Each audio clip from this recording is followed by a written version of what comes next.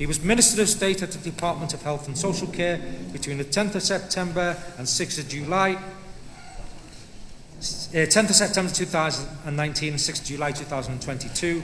He was previously Parliamentary Under Secretary of State at the Ministry of Justice between the 14th of June 2018 and the 10th of September 2019. He was elected as Conservative MP for Charnwood in 2015. Minister, you are very welcome to address conference, and you are very welcome to be here. I appreciate the time you've given us. Edward Argar.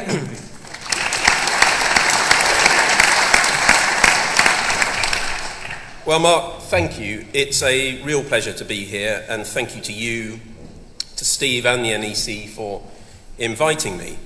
And while the uncertainties of parliamentary business meant I wasn't able to commit to being here until recently, I'm very grateful to you for accommodating me.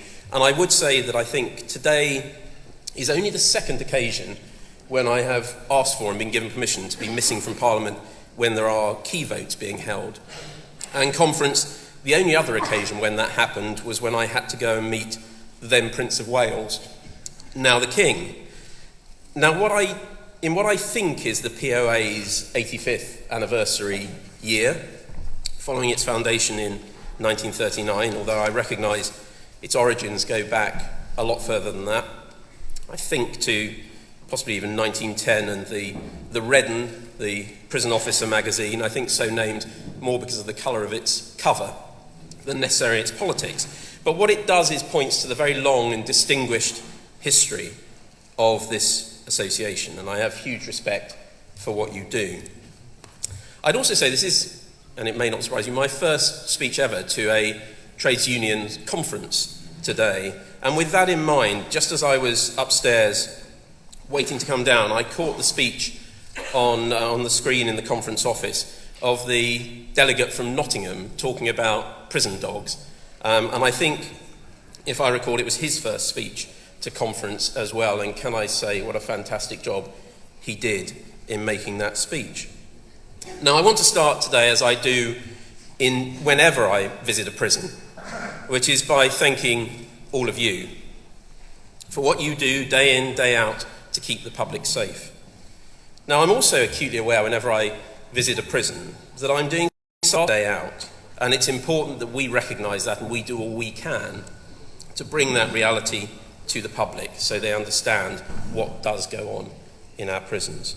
Now, as Mark set out, I've had the great privilege of being a minister in a number of departments, including multiple different ministerial roles in the Ministry of Justice. First in 2018, then off to health, where I was the health minister during the pandemic, returning to this department in 2022. And I think I've now just about reached my 6-month anniversary as Prisons and Probation Minister, which, given the churn in recent years, might be regarded as something of an achievement. But it's a genuine privilege to address conference today. As my private office will attest, I have a huge map on the wall of my office with all the prisons in England and Wales on it.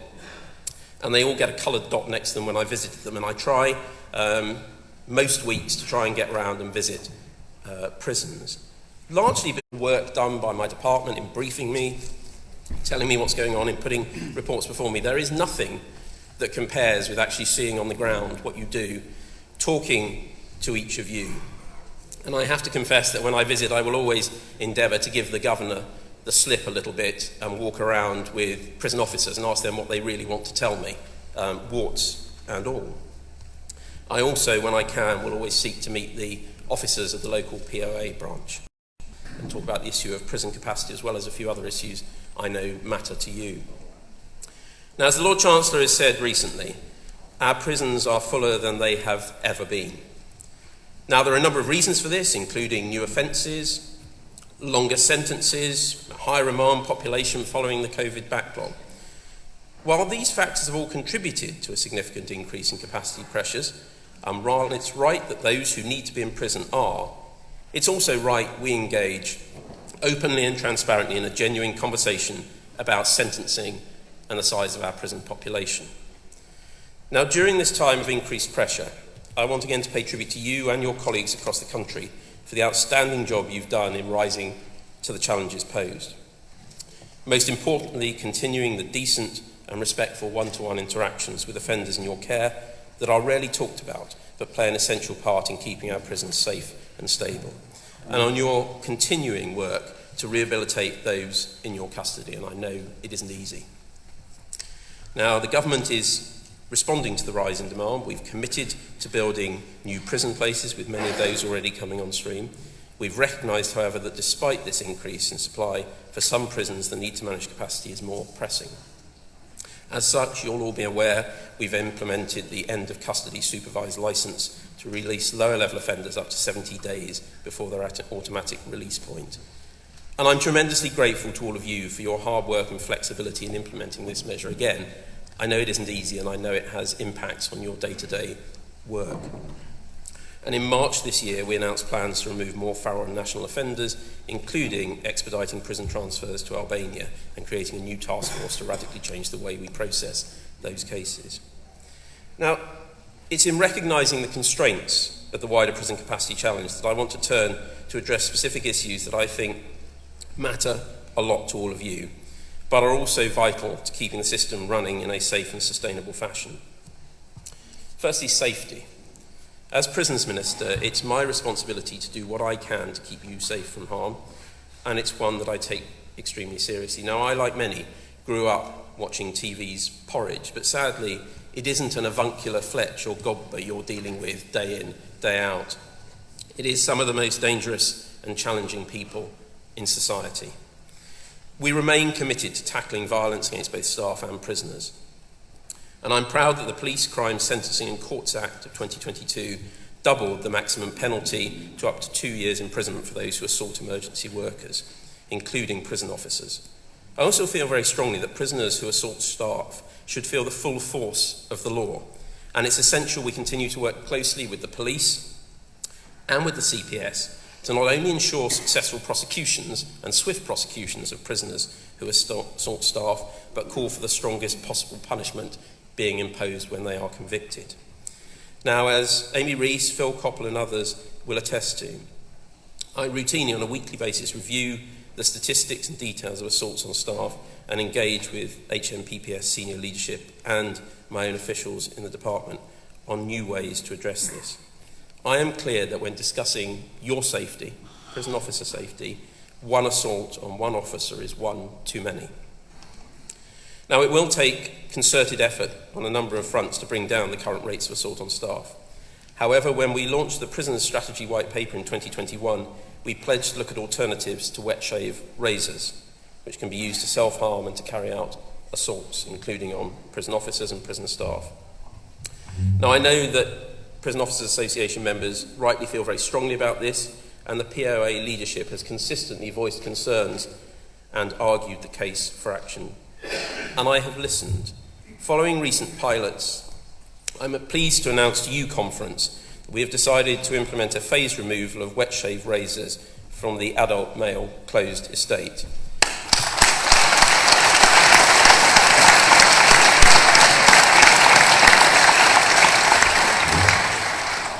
This phased removal will start with 30 prisons in the adult male closed estate with the highest level of violence, with the intention of a subsequent rollout in further tranches across the whole adult male estate, subject to funding. We will initially invest over £1.5 million this year, already allocated for that first tranche of 30 prisons, to provide prisoners with alternative electric shavers, which we have developed specifically for the prison service. And my commitment today is that I and we will work closely with key stakeholders, including you, including with the POA, as the planning and implementation of this work takes place. Now, am I satisfied this alone will solve the problem?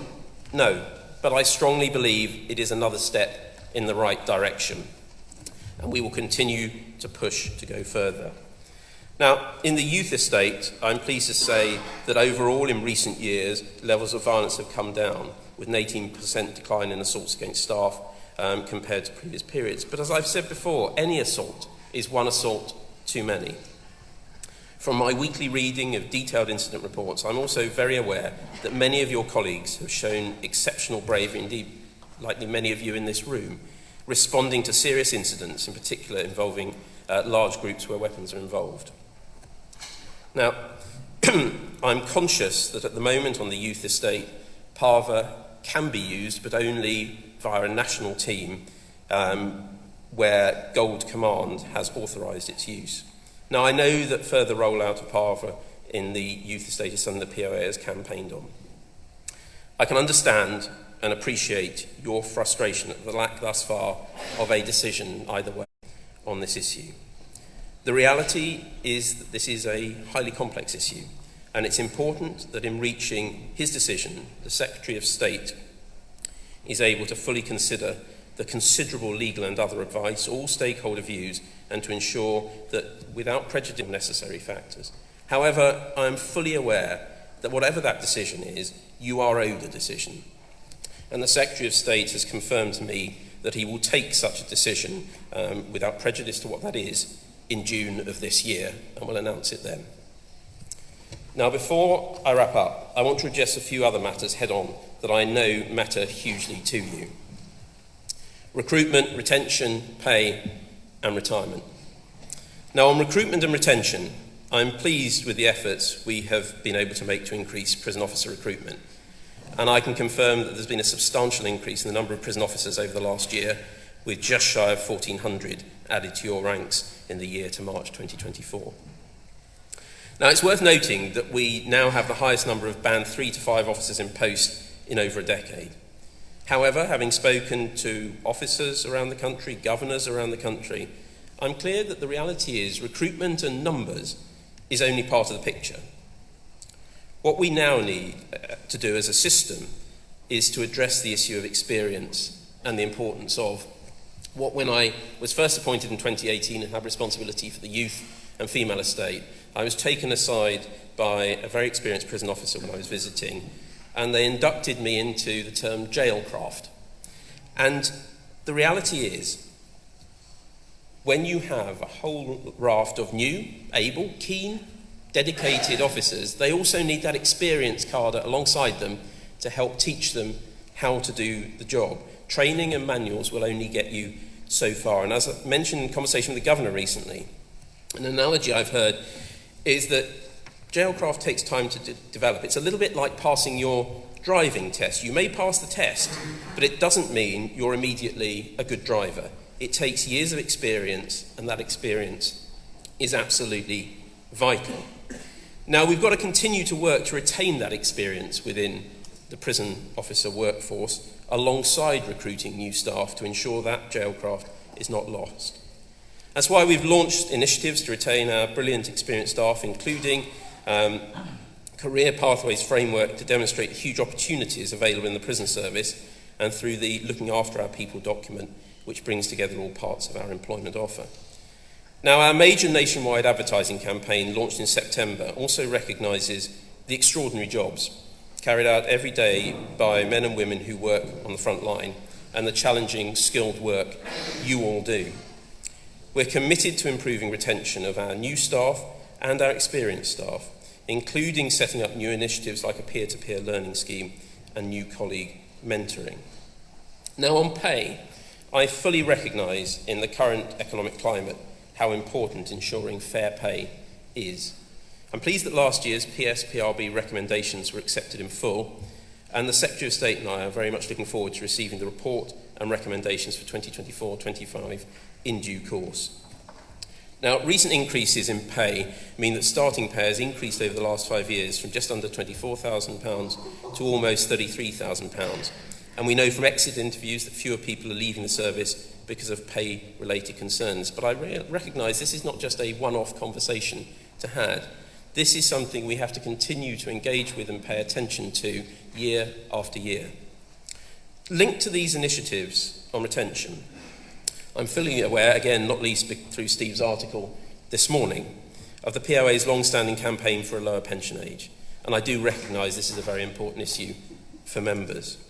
But I will always be open with you, and as you will be aware, the Prison Officers' Pension Scheme is part of the Civil Service's overall pension scheme, of which the Treasury has control. And I have to say, in that spirit of openness and transparency, I'm not aware of plans to change the current arrangements. However, I do fully appreciate Mark, Steve, you and others in this room will disagree with that, and I'm sure you'll continue to vigorously campaign on this. And I look forward to continuing to engage with you on this and other key issues in a spirit of openness and transparency. Now, in conclusion, I want to commit to you that we will continue to pull every lever we can to make the prison service a safer and better place to work, to make it easier for you to do what you do best, supporting prisoners to turn their lives around and keeping society safe while doing so.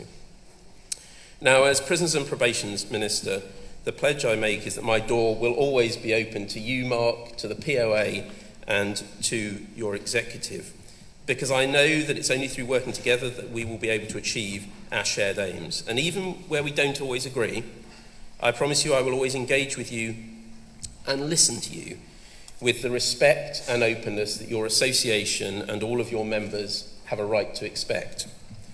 I want to finish by reiterating my opening remarks that the most important thing that I can do today is to say thank you to each and every one of you and to all those who are members of your branches and work with you in prisons up and down this country for the amazing work you do day in, day out to keep the public safe. And it's for that reason I'm so grateful to have had the opportunity to speak to you today. Every day, for me, it is a privilege to work with such dedicated, professional and passionate public servants as all of you. Conference, thank you very much for having me today.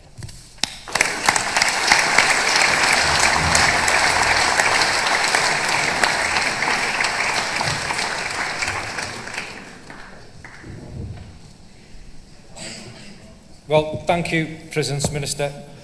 It's nice to know you've been in post for 6 months. You last a lot longer than some. You've probably only got another 3 months left, but never mind. And also that I'm glad to know you're a keen reader to the Morning Star. We'll make a socialist of you yet.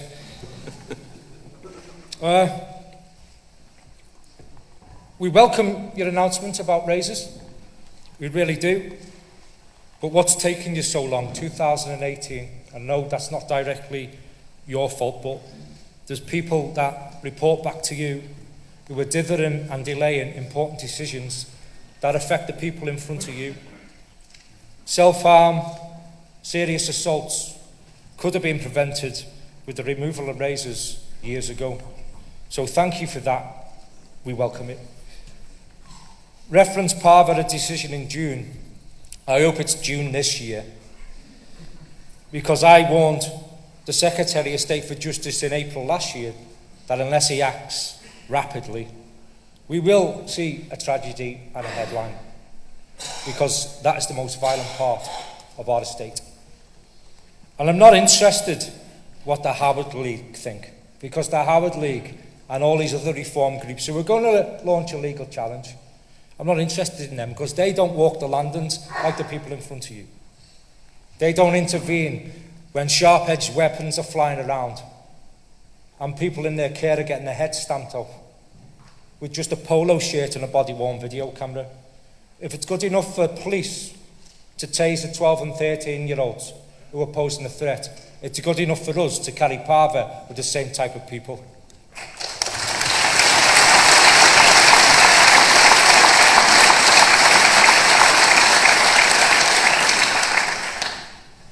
So I look forward to that announcement, and I hope it's the right one that supports the people under your command.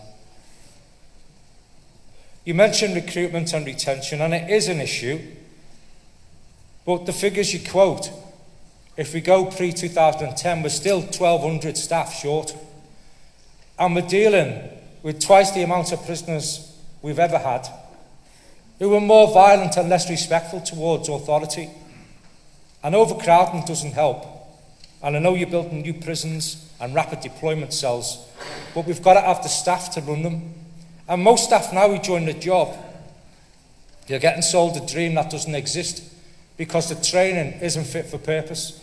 You're setting people up to fail. We're not even having face-to-face interviews. You've got governors of prisons who are recruiting staff and they don't know who they are. For such an important role, we need a face-to-face interview, so we can weed out those who are not suitable. Most people leave this job after just 2 years. The vetting's not fit for purpose, there's no interview, and the training's not fit for purpose. Those three issues need to be tackled so we recruit the right people and we're able to retain them because we've trained them well. And when you come to pay, yeah, we do appreciate the pay award from last year, but that wasn't your decision. You didn't want to give us anything. I've read your submissions. It was the pay review body, the highest pay award we've had for over 30 years. 30 years. We can't compete with other public sector bodies. If I join the police today, in 7 years' time, I'm earning £45,000 a year as a copper on the beat. Don't need promotion. Our middle managers don't even pick up that. Border Force pick up money, more money than us. NHS pick up more money than us. So, yeah, we do appreciate the pay rise. The starting salary is attractive, but after that, there's nothing unless you want promotion. You need to pay people what they're worth and for the risk they face. And if you're not going to do that, they'll continue to vote with their feet, which they are doing at this moment in time, because you may have hit your target of 5,000 recruits, but 4,400 left. Didn't announce that in Parliament, did you?